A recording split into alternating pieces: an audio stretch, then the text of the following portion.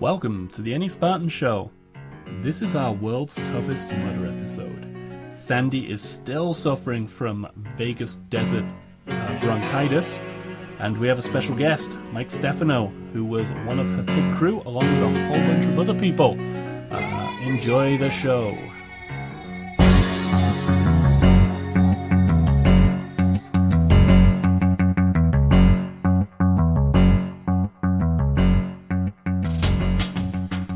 Welcome to episode 65 of the Any Spartan Show. And I actually had to look it up because Josh isn't here. I know, I couldn't try and stump him this time. But this is going to be known as the World's Toughest Mudder Podcast episode, or World's Toughest Mudder episode, because we have Sandy and we have a special guest. We have Mike Stefano from MStefano Running Podcast. Yeah, how's it going, guys? You did, yeah. Okay, good. You Glad told me to be that on here. 3 seconds ago. So, Lord, Mike. Thank you. So Mike is joining us today because, for as many of you know, World's Toughest Mudder just happened, and Sandy just ran it, and Mike was there as pit crew for a bunch of your buddies, right, Mike? And you kind of took Sandy under your wing. Yeah, definitely. You mama hen the mama hen. Yes. And I figured it would be a really good opportunity to get you both on here, because World's Toughest Mudder is one of those races that I think an awful lot of people assume it's for the elites. It's for the pros, the competitive, and the endurance runners, and not really for us normal people. But Sandy, you'd prove them all wrong. Yeah, if you want to win money, you're right. Sure. That is it, because they only give out to 5 places. But there were, 1,655 people is what they claimed, but there were 1,400 and something people that actually registered and had bib numbers assigned, 1,299 of whom started and actually ran some part of the race. And, you don't have to be an elite, which is very cool, because those of you guys who know me, I'm not an elite, nor do I strive to be. But I think that's the image Tough Mudder have gone for with World's Toughest. Much more so than their regular races, right? They've made it out to be the pinnacle. And unlike, say, OCR Worlds, where they've put a heavy focus on your average Joe and Jane and journeyman, that's not really World's Toughest Mudder's vibe. And I'm not saying they're trying to discourage anyone, but it's kind of a perception thing. That's not the vibe that the company puts out. However, if you get involved in any of the World's Toughest Mudder Facebook groups, whether it be the First Timers group, the community, the 2017 community page, whatever, and of course the 2018 community page has already been opened, the vibe is very much not about just the elites. Sure, there's the jokes about, Ryan Atkins being a cyborg, yep. who... that's the only real explanation for it, which I personally think, no, he's not a cyborg. He just trains his ass off. Yep. And deserves every single thing that he gets, because he works harder for it than almost anyone else. And so, yes, the focus is there, but you've got people taking photographs, and they're taking photographs of everyone. You've got people talking about different people. You've got the leaderboards. You've got the pit. You've got all these different things. And so it isn't just about the elites. It's about everybody else who's coming out there. And they've got so many ways to recognize people for hitting different goals there at the race. So, for example, every 25 miles, if you hit that, you get a patch. Okay. So there's a 25-mile patch, and then a 50-mile patch, and a 75-mile patch, and a 100-mile patch. And then additionally, if you hit 50 miles, you get the coveted brown 50-mile bib, which you then get to wear for the remainder of the race. And you see, so I'm out there still walking, strutting, moving along, and to see these guys going past me already wearing 50-mile bibs at 1, 2 o'clock in the morning was really cool. So before we get into what's the race, let's talk about your road to World's Toughest Mudder. So let's start out with Mike. So Mike, how you were there to crew, correct? You weren't there to race yourself. Yep, just pitting for my friend. Yep. So I think that'll change next year. Oh, absolutely. This is just dipping my toe in the water, you know. so give a shout out. Who is your friend and how'd they do? Yeah, so my friend's Alex Youngworth. He did 35 miles just as Sandy did. And yeah, he was really excited for this. He saw it as an opportunity to do something that could probably break him mentally. And so he really wanted to give it his all. And there's really no race like it, 24-hour race, obstacle course race in the desert. So I had to tag along with him and make sure he got check out alive. the experience. Absolutely, yeah. So it was a great time. I loved it, and I'm really glad that we joined up with you guys, because if I was just pitting for one person, it would have been pretty lonely. But both Vince and I, it was nice because, Sandy would come in, and then Alex would come in, and then Leah would come in, and then Robert, and then Jamesy, the Australian that we met up with. So always something happening. Adopt an Australian. Yes. Oh, yep. we were so very lucky. Friday, I had dropped stuff off at the pit, and these poor guys. So Mike's and Alex had to call Uber to get around because they didn't have a car. Oh. Which would have been massively inconvenient. Now, to get from the hotel, their hotel where they were staying, to the Westin where check-in and all of that was, fine. Get an Uber, do that. But then I was in a situation where we managed to snag a minivan. So I was like, hang on, guys, I'll come back and I'll get you. We dropped our stuff off at the pit and came back and got him. And Mike, hey, we just picked up this Australian dude and he was watching our stuff. Can we give him a ride too? And I was like, absolutely. The more the merrier. So let's, so Sandy, your road to World's Toughest Mudder, as many people on the show, listen to the show, will know you're a Tough Mudder fan. You've done 1 or 2 Tough Mudders. I've done a couple. Yeah. But if it was a certain Mr. Joshua Grant who, should we say, bribed you, enticed you, teased you. Cajoled. Yeah. Just battered Tested. me with it year after year after year after year. Yeah. It's all Josh's fault. Okay, good. As long as And we then for square that some away. reason, Matthew Punton jumped on the bandwagon this year, and he's been all about getting me to World's Toughest Mudder, which is really kind of amusing. Was Mr. Matthew Punton at World's Toughest Mudder? He was not. Huh. Funny. We'll have to give him a shout out because I know he listens. Yep. So Josh convinced you to go. And then, of course, Josh couldn't go. I've wanted to go for a while. I will say that outright. I've what wanted changed to your mind test it. from last year's not going to this year's going? Honestly, something as simple as Spartan moving the Fenway race up a week. Prior years, Fenway and World's Toughest Mudder were the same weekend. And Fenway always won out. And this year, they moved Fenway up. And I had said long ago that if they're ever not on the same weekend, I will go do World's Toughest Mudder. So that was it. Okay. So Josh's sway at Spartan's stadium scheduling team. Such sway that he has, yes. So you've committed to going now. You had an interesting ride in the process of getting. Oh. So yes. How long have we been talking about you going, and how long have you thought you were registered, and when did you actually register, Sandy? So I, quote, registered on February the 23rd, 2017. Mm-hmm. I remember sitting at my computer. I remember having my finger hovering over the enter button going, as soon as I hit this, there is no backing out. I'm stuck.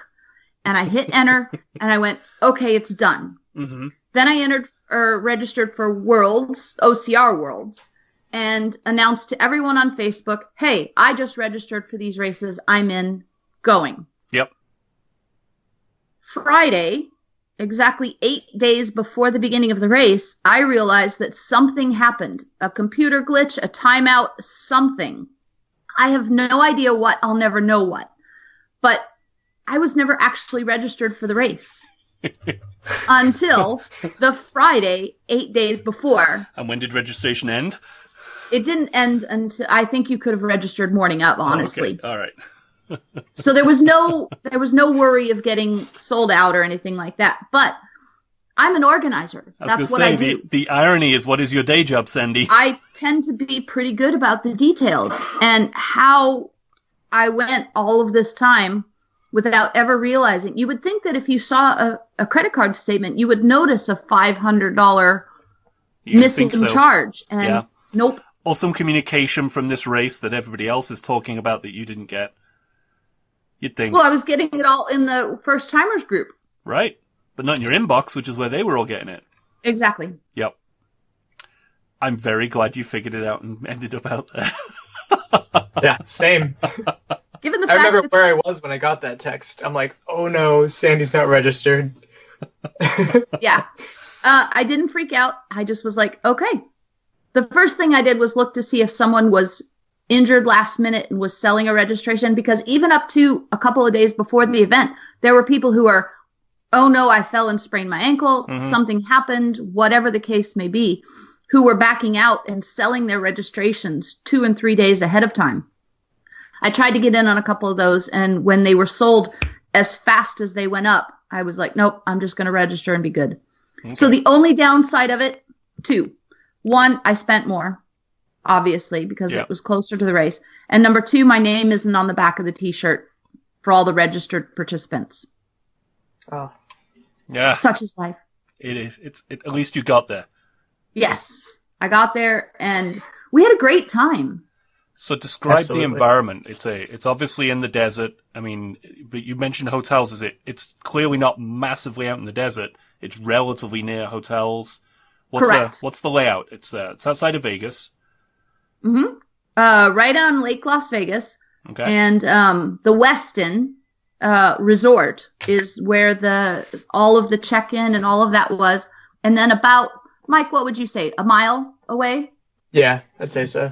About a mile away was where the pit area was. And of course, they've got a 10 by 10 spot for each of, 1,500 participants. It's a lot of space.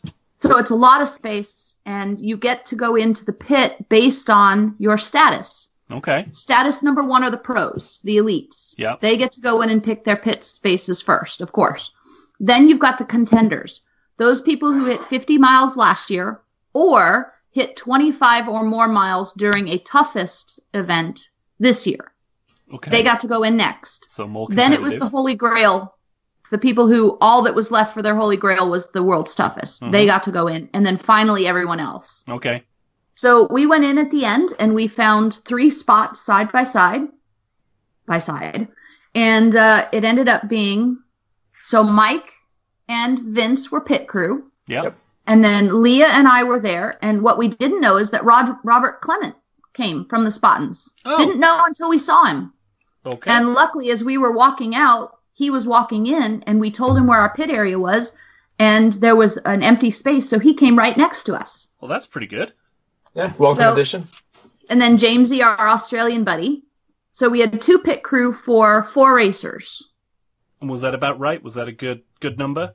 What do you I think, thought it was Mike? perfect. Yeah, I thought it was absolutely perfect because the way that you guys were coming in, it didn't overlap too much, and we were always kind of ready for you guys. So, Vince and I, shout out to Vince. He did an amazing job tracking.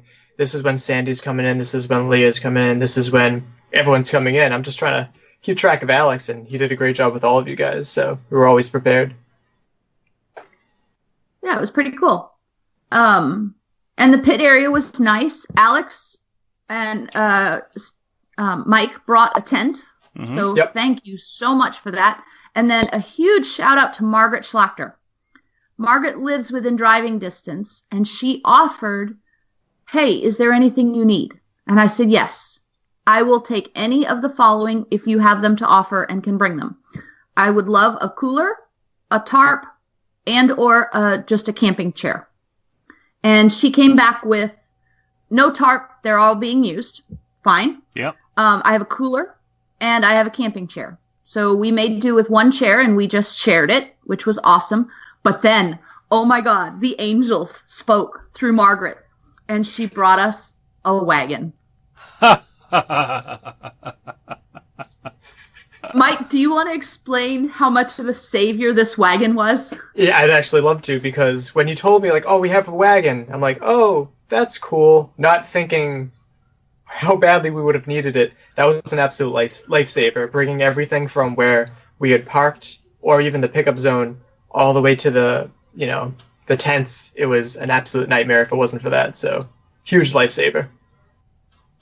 Yes. So if you're flying to Vegas for World's Toughest Mudder next year, pack a wagon. Well, if you're flying to Vegas next year, you're going in the wrong direction. Well, that's It's gonna be in true. Atlanta. That's true. All right. So drive to Atlanta and take a wagon. And what we heard from some people is that they would buy a wagon at Walmart or Target and have it shipped to the local store. Oh. And then they just picked it up. Oh, that's a good idea.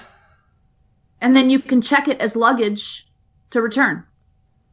You know what? I bet you can have things like Amazon deliver straight to hotels these days. You can, but you run the risk there. Yeah. So you have to be willing to do without if something goes wrong.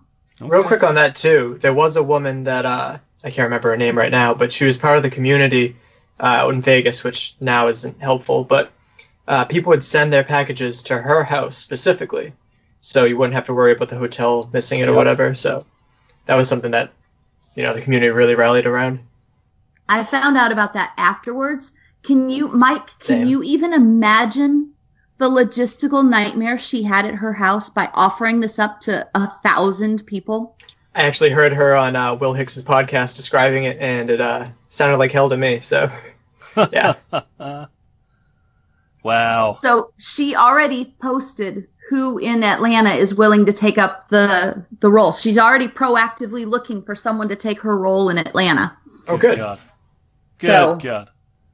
It's going to be Matt B. Davis, right?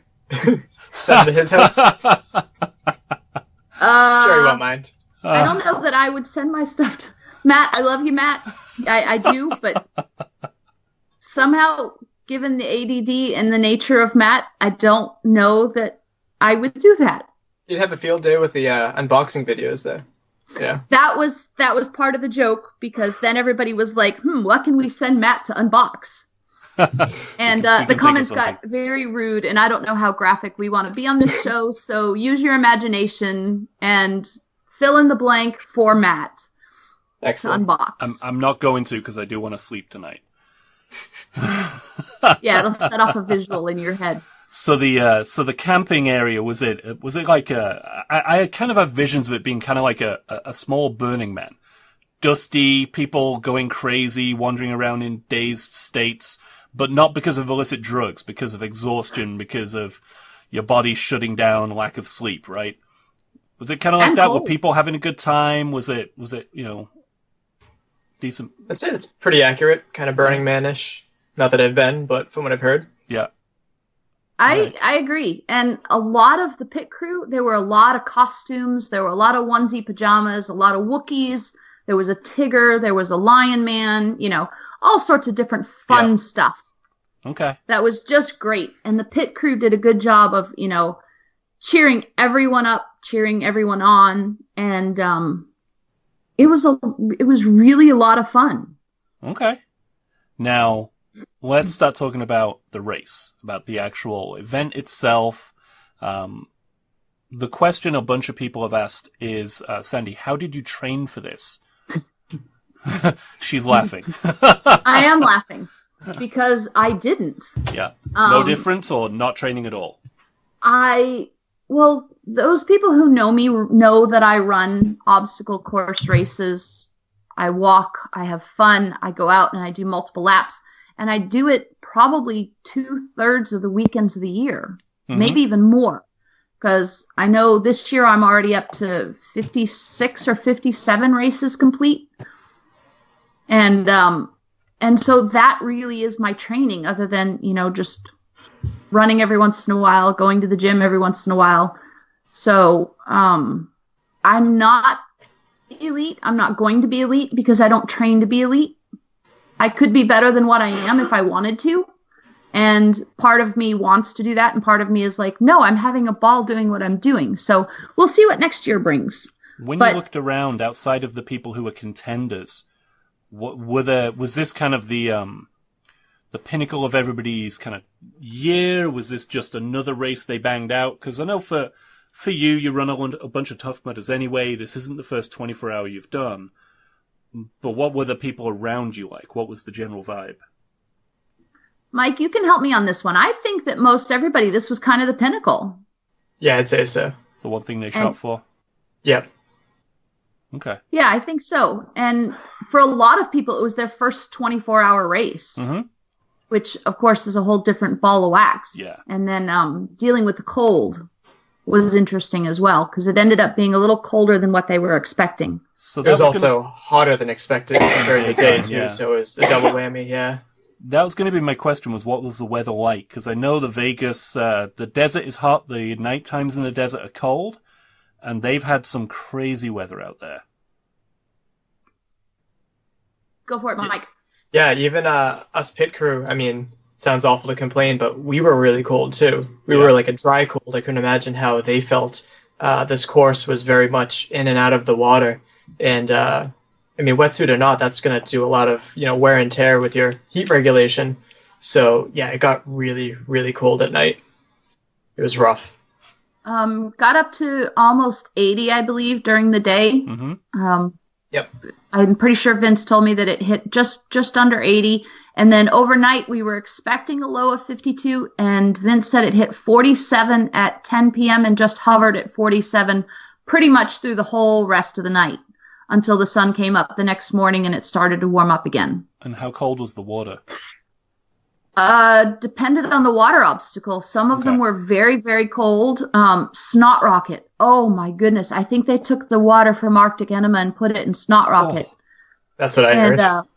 Had it pouring down on you. And for the first half, it was coming down, but it was pretty light. And then about halfway through the race, they cranked the pressure up. So obviously you've got recycled water that's hitting the air temperature, so therefore it's going to be colder. Yeah. So the shallower the water, the stiller the water, the warmer it was. Yeah.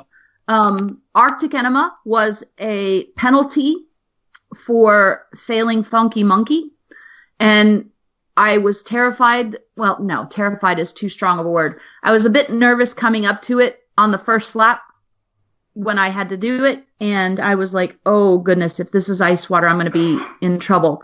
And it turns out it was just the regular lake water. Okay. Which put in a big dumpster, kind of heated up a bit during the day. And then it got very shallow and they had to refill it a bit. So it cooled off a little bit, but it was definitely not ice water.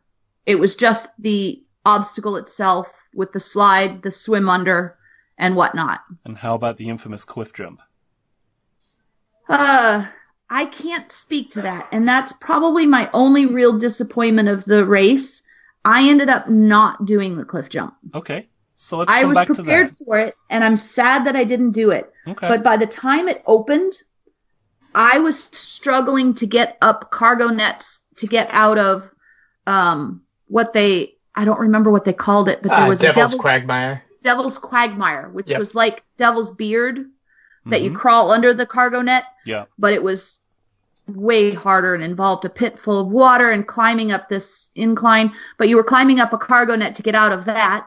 And then you were climbing up a cargo net to get out of Loch Ness Monster and Shawshank. And I was struggling a little bit getting out of those little tiny cargo nets. And to get out of the cliff jump, it was a very, very tall, steep, flat against a face of a cliff cargo net. Okay. And I could see myself getting stuck. I was thinking, what do I do if I jump and I can't get out? Yep. Okay. And because of that real possibility, I talked with Vince, and he and I both decided that it was just smarter to take the penalty and go around. Okay. So let's back up a little then, because for the people who don't know much about World's Toughest Mudder, it was a 5-mile loop. Yes. How many obstacles? 21, they say, but they were all open at different times. Yeah. There were the whole first hour, from 12 o'clock noon until 1 o'clock p.m., no obstacles were open. It was a sprint lap trying to stretch everyone out so that it would avoid the big weights. And then things opened periodically.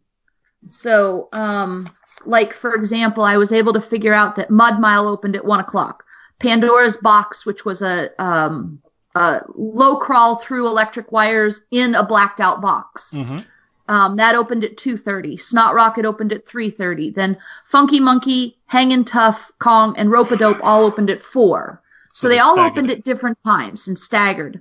And then at midnight, Those all stayed open, but then they opened all the night ops obstacles. So the cliff didn't even open until midnight. Okay. Ladder to Hell didn't open till midnight. Statue of Liberty didn't open till midnight.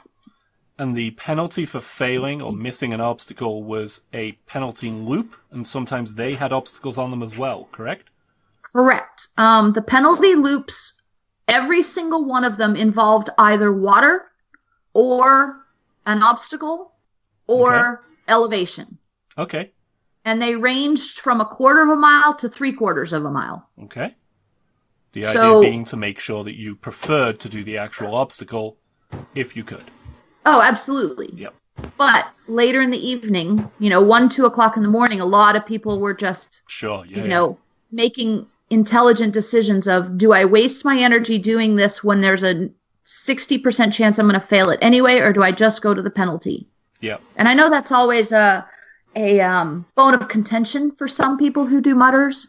And I've seen a couple of comments about, why would you go to this without doing the obstacles? And basically the answer unequivocally has been run your own race. Yep.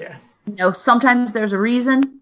Oftentimes there's a reason, and you have no idea what that reason is. So you run your race and shut the hell up. Real quick on that, too. I think people underestimate the amount of strategy that goes behind this, too. I mean, yes, it is a 24-hour race with obstacles, but you really have to plan out. I mean, with this one in particular, there's 3 obstacles back to back to back that were all upper body obstacles. So you kind of had to plan, sometimes strategically failing an obstacle to pass another. So no shame in that. Yeah. No. And how much access did spectators and pit crew have to the course? A little, a lot? Not as much as I would have liked. I heard we were allowed to walk the entire course as long as we weren't in the same, actually on the course. Yeah, exactly, in the ropes. But it was very uneven. And I tried to do the first mile or so with Sandy and Alex, and it was just very uneven. And I personally had a half marathon the next day. I didn't want to mess that up, but I deeply regret. You didn't have the benefit of a nice trail. Exactly. So kind of bummed out by that because there were a lot of things I wanted to see out there. But one nice benefit was that the cliff jump was the last obstacle. So Vince and I had taken a couple walks down there to watch people jump from there. So we got to see a fair amount. Okay. And actually, I saw pit crew and spectators everywhere on the course. Good. Oh, good. Okay. There was no spot where I didn't see spectators. They could go wherever they wanted to go as long as they didn't interfere with the runners. And they weren't supposed to pace with their runners. I did see some of that, but I don't know that it was necessarily pacing or a, hey, you're coming in a mile, what do you need sort of thing. There's been some discussion about that too. And again, I qualify that under run your own race. Yeah. But there were spectators in pit all over the place. And can I give a shout out? Do you remember his name? I know his last name is Copper. There was a gentleman there with his bagpipes. His daughter is one of the competitors. And he played his bagpipe before the event, to open the event, and then throughout the event, he wandered around and all of a sudden you'd hear bagpipes. You saw the video, the video that went a little viral a couple of years ago, right? I might have. I don't remember. Tough Mudder did a video about his daughter, and I don't know if she was injured or exhausted or some reason, but she was coming in at the end of a lap and dispirited. It was in the middle of the sandstorm they had, where it blew all the tents away. And there's this amazing shot, very cinematic, that was just randomly caught of him standing up on a hill in the middle of the sandstorm, playing his bagpipes really forlornly, while all these athletes just trudged over a finish line they couldn't see 3 feet ahead of them. And he's standing up on a hill playing his bagpipes for them. So he became a little like internet famous, right? Just from that. And it's really a beautiful video. I'll see if I can find it and put it in the show notes. Real quick. That's him. I pulled it up on Obstacle Racing Media, and it looks like his name's John Copper. Jon. John. Okay, thank you. I couldn't remember. And I believe his daughter's name is Hannah? Not too sure. Could be. Okay. So that was really cool. That's to awesome. all of a sudden come around a curve and you could and then, the wall of sound, of course, was blocked by some part of a cliff, and you come around a corner and then all of a sudden there's these bagpipes. Just so amazing. And I love bagpipes, so I just thought it was really, really cool. You haven't tooted your own horn, Sandy. How many miles did you do? I actually ran 49.7 miles to get credit for 35. Okay, so that's including penalty laps. Yes. So you're officially, according to Tough Mudder, a 35-mile finisher. Correct. Okay. So I earned my 25-mile patch. Yeah. Because obviously I didn't get to the next step. And they created T-shirts for I ran 25 miles at Tough Mudder, World's Toughest Mudder. I ran 50, 75, and I ran 100.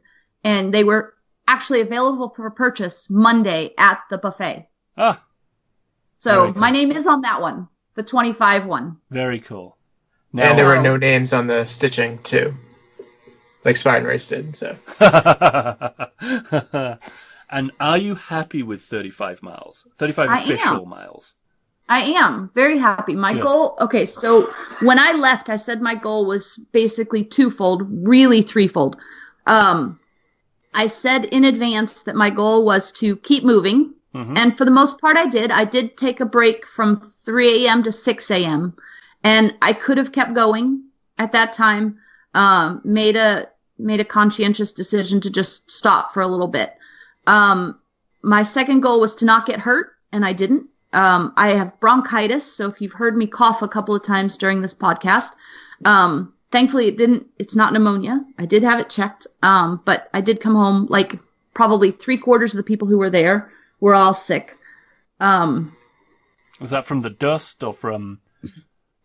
The dust, yes, okay. And they did not drain the water from the Las Vegas event the weekend before. So the water that had already had 2 days of competitors go through it and do whatever competitors do in water obstacles. Lovely. Had sat there for a week, and then people did it for another 24 hours in the same water. So the fact that we are all not dead, given the biological warfare we went through, I think we're doing pretty good. And then my third goal was to have fun. Now, in the back of my head, and the only person I told this to was I wanted to hit 25 miles. Mm-hmm. I hit 25 miles at 11:30. So I was beyond psyched already at that point. So anything after that was gravy. So another 10, and the first lap I did after 25, I went out with Alex, Mike's friend. Yep. And Alex managed to get into his own head on that lap. And he was hurting. His ankle was hurting, and he was not in a good place. And so I reverted to the role that I love to play so much, and it was, let's talk about anything to keep your mind off of what you're going through and make sure you finish this lap. Mm-hmm. And then the last lap, all four of us went out together. Myself, Leah, Alex, and Jamesy, our Australian buddy. We tried to get Robert Clement to come with us, but he was not prepared yet to go out. I really wish he had, because I think we could have kept him going. Definitely. And made sure that he didn't drop out. I think mentally we would have kept him going. So this is one of the questions that was asked in the group, was how do you make it through when you're beat up, when you're tired, you're cold? How do you make it through? Because you've done 24-hour races before, but they're obviously very different to... There's not a lot of water at Shale Hill. Correct. So for this race, when you're cold, you're freezing, your ankle's rolled, how do you keep moving? Thankfully, I was never in a spot where I didn't feel like I wanted to quit. And I don't know how it happened, but I never got super cold, which is weird because I normally am. That's a surprise, because you're normally very cold. Yeah. Even with all the water, because we were soaked from head to toe from the get-go the whole night, and it was almost every obstacle either had water or the penalty had water, and you didn't go more than 20 minutes without getting dumped in the water again, I don't think. So I was very lucky in that, and at any point when I could have gotten down, I was more concerned with Alex and Leah on the last lap, whose feet were just killing her. And to the point where she was just in tears because she was in so much pain. So all of my energy got focused on them instead of me, and it took me out of my own head, and so I never you had a distraction. Got there. I was completely distracted. But I know for me, I just kind of put my head down and just, just like Dory, just keep swimming, just keep moving. Just keep swimming. You just go to the next thing. You sing to yourself. You do whatever. You just... What was your longest break? Did you stop and have a nap at all, or did you? How did you handle your between laps? I stopped from 3 to 6. Every other pit, the first couple of pits, I think I was, give or take 5-7 minutes. Mm-hmm. Each time, putting on the wetsuit took a little bit longer, obviously. So that pit was just a little bit longer, but still pretty short. From 3 a.m. to 6 a.m., I tried to lay down a little bit in my dry robe. That was the only time I ever got cold, because I'm laying on the cold ground with nothing but a dry robe on, and I'm soaking call wet. On our part. So that was the only break I took. So, Mike, on the pit crew side, did you stay up the whole night, or did you catch winks every now and then? So I tried to rest around the same time that Sandy and Alex did, but Leah was still out in the course, and we weren't sure when she was going to come in, so I was too worried to really get any sleep. And as you said, the ground was so cold. I think that was one of the big amateur mistakes that Vince and I made as pit, was that, lay down, get some rest. But the earth just took all of their heat out of them, and I know Alex was worse for the wear after that, and, that was a tough call, but yeah, definitely need to put something below them, like a cot, something to keep them off the ground itself. So 24 hours awake, is it something you, I know, Sandy, when we've done Shell Hill, we've caught naps. You get 2 hours in the middle of the night and go back out in the morning, but that doesn't sound like it's the case here. It sounds like it's much more non-stop. Yes. Okay. And for me personally, going 24 hours is easy. Easy? Oh, boy. Well, I spent the first 25 years of my life as an insomniac. Oh, so okay. For me to stay up 24 hours is pretty trivial. So insomnia is good training. I've learned that I can pretty much go, 48 to 60 hours without too much hassle before crashing. I start going cross-eyed at 20. Yeah, I'm not in that realm at all. Vince did amazing. He doesn't stay up all night regularly by any stretch, and it's not his preferred. He can do it, but it's not his preferred way of doing things, and he did fantastic. Yeah, it didn't look like it never phased him. It was amazing to look at. So, highlights. What were your best moments? What were you most proud of? Seeing Clinton when I came across with the 25 miles was awesome, and saying, I met my goal. It's not even midnight yet. So that was probably one of the highlights. And seeing Vince at pit. I mean, I know it sounds sappy and whatnot, and eventually we'll be married long enough that I don't talk like a newlywed, but I don't think it's going to happen anytime soon. Seeing him there favorite obstacle. Every time was awesome. Favorite obstacle. Let me think. Some people kind of joked about Statue of Liberty and how dumb it was. I thought that one was pretty cool. I don't know it. They hand you a torch. Yeah. They light a torch for you, and you have to swim across this, I don't know, it's probably only 25 yards wide, but you can't touch, so you have to swim, and you just can't let the torch go out. So that one in the middle of the night, seeing all the torches was really, really cool. During the daylight, it lost some of its appeal because it was like, oh, yay. So I really enjoyed that one. I'd have drowned. Well, you're not much of a swimmer, so... No, not much of a swimmer. And I will say that a wetsuit adds some good buoyancy. Okay, good. Now, the spectator or the crew experience is totally different, Mike. What was your highlight? What was your best moment? Yeah, definitely. Just being around all these amazing people, seeing Scott Keneally, Amelia Boone, just even Will Hicks, fellow podcaster, people that I've been wanting to meet for a while, just seeing everybody and just being helpful. How good Sandy and how good that everyone did was a reflection of how we pitted. And so I'm really grateful that everyone did as well as they did. And I went into it hoping that Alex would meet his goal, but in the middle of it, I wanted everyone to meet their goal. And I was really excited to see that happened. So that was definitely my peak. Sandy rubbed off on you, didn't she? Yeah, I guess so. Yeah. And then your lowlights. So what was the dark moment, Sandy? I think the darkest moment for me, and the point at which I went, really, what the are you doing, was when they extended the Kong penalty by an additional quarter of a mile up and down this god-awful, sandy, rocky hill going up and down where there was no sure footing.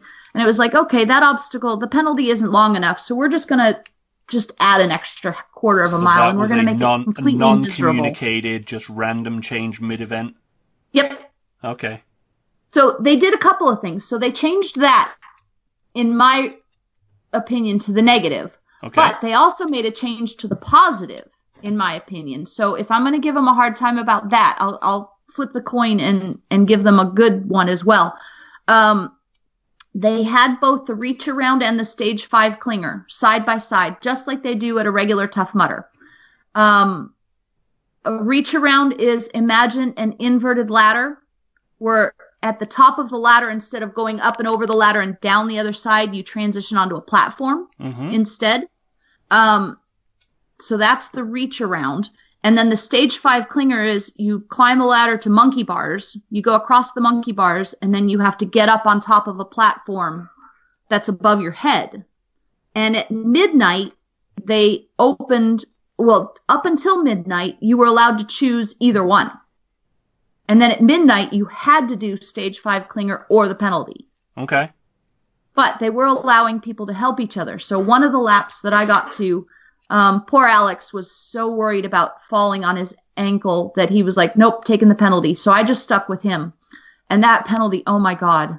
People were joking about it afterwards. It was like you could have died and no one would have known, because there was nothing out there. And everybody was sure that there were rattlesnakes and coyotes and all this other stuff. So it was quite funny. It was very long and very windy and very in the middle of nowhere. And you couldn't see anybody else either.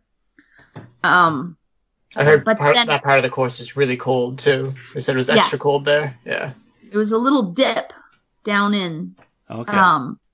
But then by the time I went back again at 6, 7 a.m.-ish, there was such a high percentage failure that they were allowing people to do reach around again. Okay. So they did pay attention to what was going on. Yep, they adjusted on and demand. they did adjust if needed. Okay. And Mike, what's your, as the pit crew, what was your dark moment? That's a good question. I know you get them when you're a pit crew. You're watching these people that you've been caring for the past day. Yeah. Yeah. So I remember Alex came in his second to last lap, and he told me to bring him to medical. Oh. And I said, absolutely not. Like, I know you're cold, but you're suffering. Let's finish this. There's plenty of time to suffer when we're done. And just try to keep him focused. And, we came here to do this thing. And I knew it wasn't a real medical emergency. I bet he felt like he was probably dying at the time because he got very, very cold. And again, thank you, Sandy. She loaned him a wetsuit hood, which really helped him try to get some of his heat back. But kind of dealing with him and trying to say, like, hey, buddy, like, you can make it, and, like, him just kind of falling apart emotionally.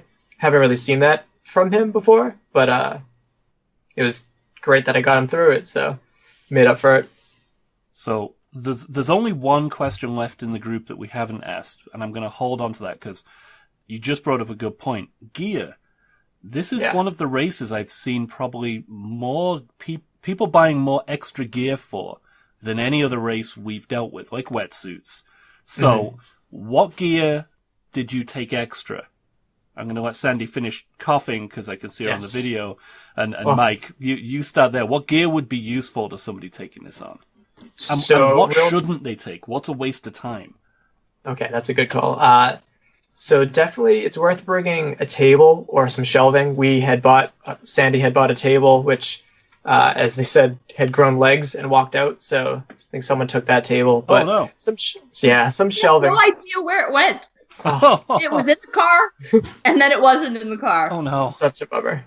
But Sandy made a great call with a thermos. So they have a hospitality tent where they have microwaves and hot water. Okay. And both lines are extremely long. Things stop working throughout the night. The dust kicks up, whatever. But we made so many trips to get hot water, but the thermos made it so much easier. So that's a must get. Another thing that I regretted not getting was a kind of lantern as pit crew, having a lantern, because headlamps were great, but a lantern would have been so much better. Especially for a tent area. Oh, yeah, absolutely. So regretted that. And like I said before, a cot, just something to keep you off the ground itself. If someone does have to come in, they lay down and they're not getting all the heat sucked out of them. So for pit crew, I would say those are the biggest things that I can think of. I'll have Sandy answer some things for the runners. Well, what did you take that was useless? What did you take that you wish you didn't take up the space with? Because there's always something. 8 gallons of water. Oh, yeah. We bought a lot of water. We were prepared for, anything. You were prepared for drought. Yeah, we would have been fine. Yeah, so definitely too much water. Probably bought a little too much candy. I know that Sandy wanted her Milky Way, and I saw that they had, a post-Halloween discount. So it was buy one, get 3 free. So I got Twix and Snickers, peanut butter. They were delicious, but far, far too much. But what about you, Sandy? What should the athlete take? Athlete you need a wetsuit, absolutely, hands down. How thick? Because I know wetsuits are rated differently. That is up to each individual person to decide. And I would love to tell you what mine is rated, but I have no idea. I bought it used on eBay. I wasn't going to go and spend money for a brand new wetsuit that I might only use once or twice. So I bought a farmer wetsuit, which is a tank top full wetsuit, and then a separate jacket. Okay. Which was perfect. So you do want a wetsuit and something as far as gloves or mittens or something to keep your hands warm. Definitely something to keep your head warm, especially that will not hold the water and stay warm, like fleece, or a lot of people had swimmer caps on, stuff like that. Most of the clothes that I brought, Alex wore. So a pair of pants, a top, the hood for the wetsuit. Mm-hmm. I never got cold enough to need the hood because I made do with just a fleece buff. Okay. Which worked perfectly. So that was good. Bring food that you know you're going to want to eat when you're not in the mood to eat. Yep. So Mike was talking about, I wanted the Milky Ways because I love Milky Ways, and those were really good. Some warm food for overnight. Yep. Soups, that kind of thing. Yep. If you are choosing to do a World's Toughest Mudder and you're going to be a first-timer, there's a first-timer group moderated by a veteran. And, excuse me, Eric Jenkins did it this year, and oh my goodness, it was completely invaluable. Yeah. Then he went through all of his gear. He went through everything. So that was awesome. And what did you take that was a waste of space? I just took extras of everything that I didn't need. Okay. So, pardon me, I'm so sorry. I took dry everything, which once I realized that you were going to be wet from the first quarter of a mile to the end, there was no point in getting into something dry. Mm-hmm. It would have been a pain in the neck to get on and the wet stuff off and then the new dry stuff on. And then it was only going to stay dry for 10 minutes anyway. So there really wasn't a point, which is why I had the extra clothes to give to Alex. Yeah. When he needed to warm up. Because he actually took off his wet clothes when we took the 3 to 6 a.m. break. Yep. Because he couldn't stay in the wet clothes. He changed I just into kept mine on. Yeah, he changed into his emergency U.S. Army Tundra gear. And that wasn't enough to help him. He got more cold than he expected. And a quick comment on the wetsuit. He had 2 3-mil wetsuits, and he said that personally that wasn't enough for him. And from the people keeping an eye on Atlanta, they're saying it's even colder than it was in Vegas. So that's something to prepare for. Well, the 2 years they've done it in New Jersey, they've been breaking ice in water obstacles. Well, the first year they did it in December. Yes. And then that's when they moved it. The first year to the second year, they moved it from December to November, which made a huge difference right there. Yeah. But the weather's just going to be very different. And that leads us into I think the last question, which ironically, considering our earlier conversation, comes from Mr. Matt Puntin. Are you going to Atlanta? I'm already registered. Already registered. How about you, Mike? Are you going to Atlanta? Absolutely. Yeah. And not as pit crew, right? Oh yeah, I'm competing. Good for you. Yeah. And so talk to Leah, she's going back. Robert's going back. Jamesy's coming back all the way from Australia. Excellent. Alex? Yeah. I'm gonna say definitely. All right, so we'll have to he doesn't know it yet, but he is. Vince in the pit. Oh yeah. Yep. So Matt, if you're listening to this, are you going to Atlanta next year?